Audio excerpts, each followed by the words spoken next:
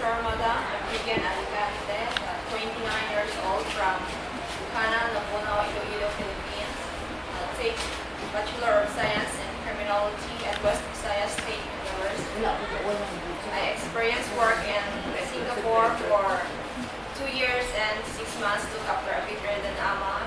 And then I worked for Taiwan 2 years and 10 months. I served 4 people, my madam, sir, and the 2 children aged 12 years old and 10 years old. Okay, first in Singapore, again, how many members does your employer have in the house?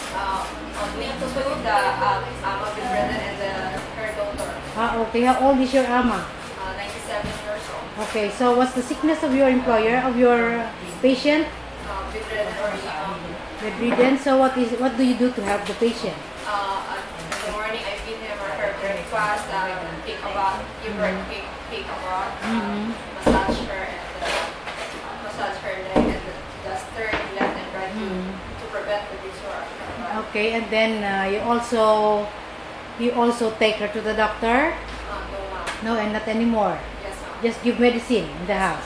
Okay. And then aside from, you're the only helper in the house. Yes, ma'am. So aside from taking care of that old person,